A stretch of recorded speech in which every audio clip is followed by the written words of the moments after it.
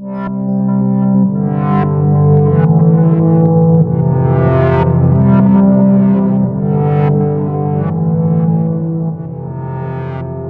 those of you who are taking Thesis Seminar, I wanted to share this template that you can use when creating your own thesis.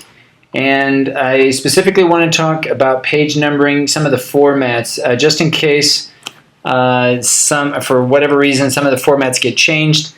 You know more or less how to go back and correct it.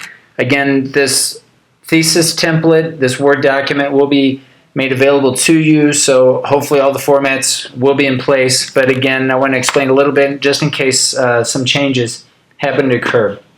So the first thing I'd like to share with you is this first page, this title page.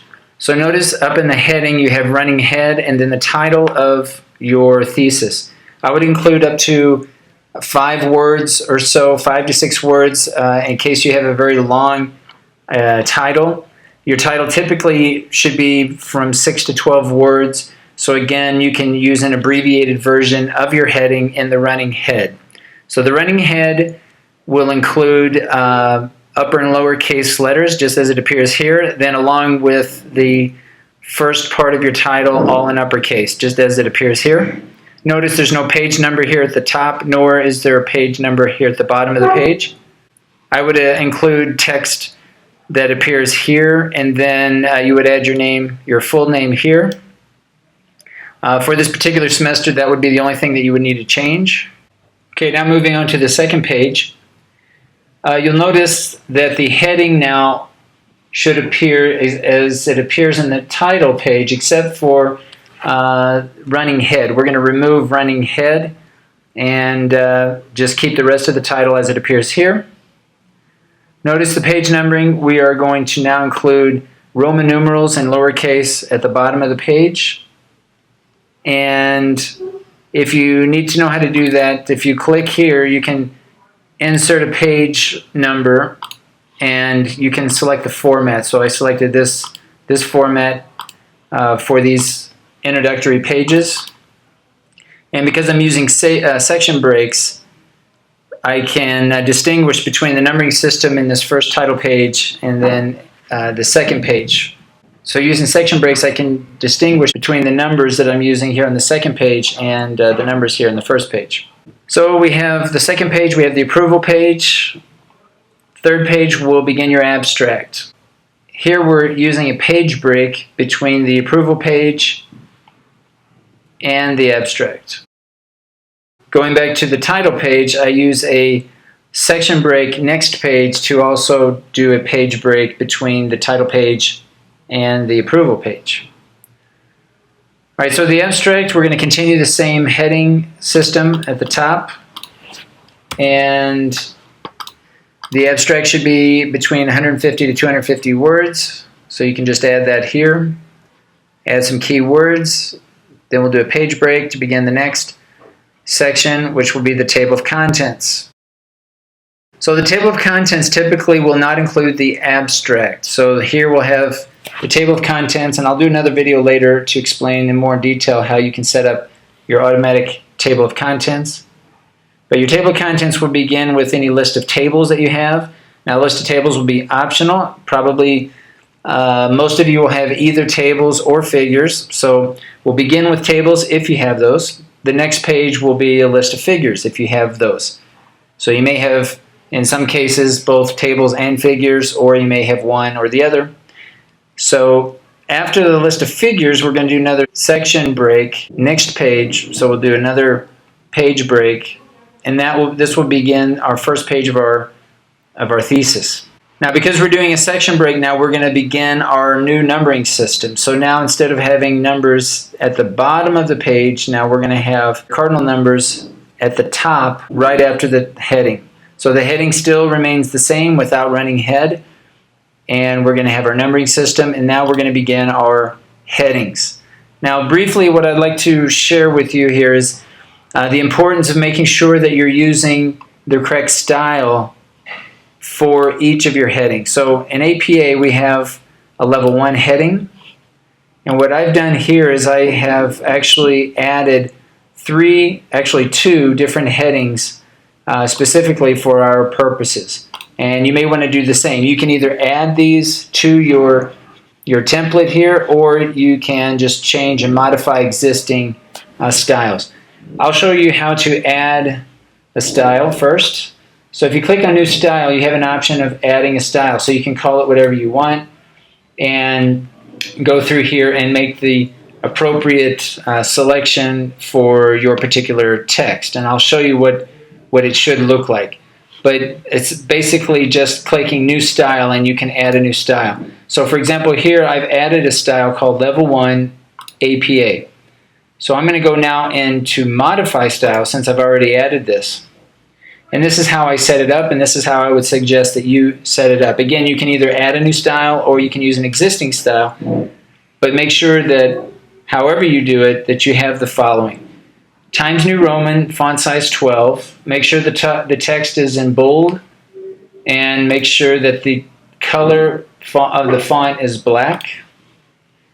In this case, because it's a level 1 heading, according to APA, we need to have it centered to the page. And down the bottom where it says Format, we want to select Paragraph. Make sure that there's no space before a paragraph. Make sure there's no space after.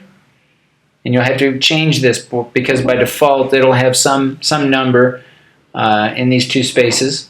Make sure you select double space and then have this selected where it says don't add space between paragraphs of the same style. Once you've done that, click OK and click OK again, and then go back and make sure you've selected the text and then select the style that you just added or that you just modified. You're going to follow the same procedure for a level 2 heading. A level 2 heading now is going to be a subheading of level 1. So I've also created a new style called Level 2 APA. We'll modify that. If you add this style or if you modify an existing style, make sure that you have the following. Times New Roman, font size 12, in bold. Make sure the font color, is in black. Make sure it's left justified now, or aligned to the left, not centered, but aligned to the left. We're also going to go to Format Paragraph and make sure there's no space before or after the paragraphs. Make sure line spacing is set at double spaced. And make sure that this box is selected. Don't add space between paragraphs of the same style. We're going to click OK and OK. And that's basically it.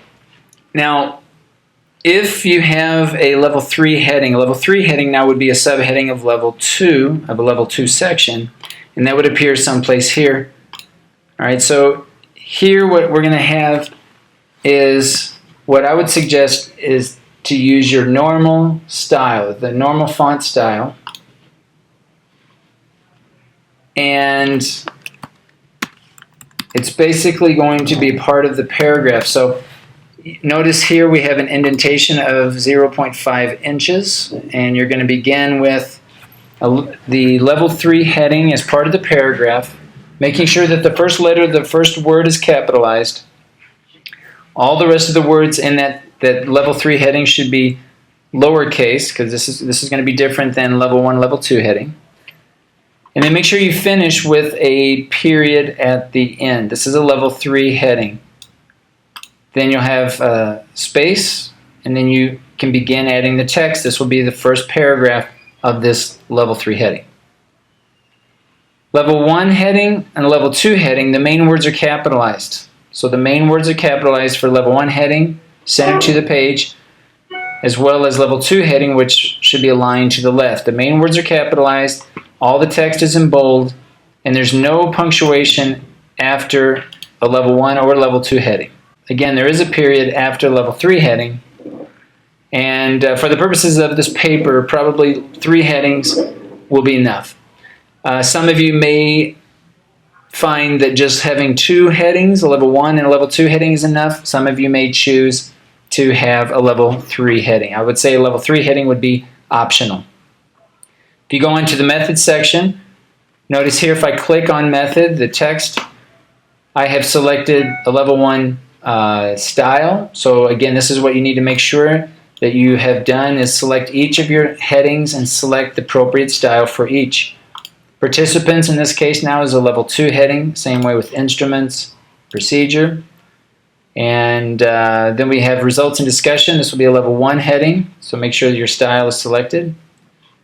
Again, you're likely to have level 2 headings, perhaps level 3 headings in your results and discussion section.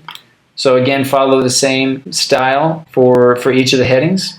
And references. References will be a level 1 heading, so make sure again that you have references centered to the page in bold, no punctuation marks after the heading. A lot of times I'll see a colon after references. Make sure that there's no punctuation after the references heading. Now I've included a few examples of different sources according to APA, so please use these as a guide, but also remove these once you have begun to add some of your own references to your documents. So after your references, add your first appendix, Appendix A. Make sure that all of the headings that appear at the top of the page, make sure that there is no space. So notice I'm using this paragraph view or show non-printing characters, right? So you can toggle back and forth and see if there's any space. You don't want any space before any headings that you have that appear at the top of the page. For example, references here. So notice here I can remove this and now it's correct. This is how it should appear. This heading should be at the very top and so on. Now these headings, results and discussion, there is no page break. So there's no page break that begins your results and discussion section, nor is there one that begins your method section and so on. But there is a page break that begins your document. So again, I would just follow this format, this template here that I'm sharing with you.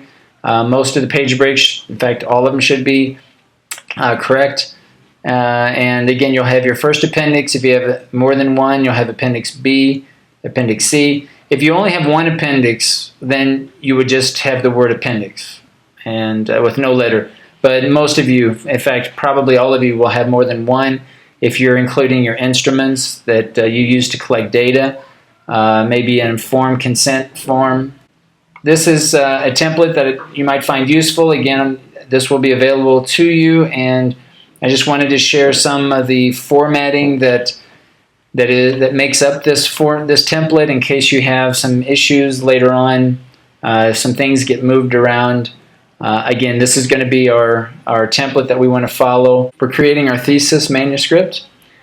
And if you do have any questions, feel free to contact me or share your document with me, and I'll be happy to try to clarify any concerns that you have.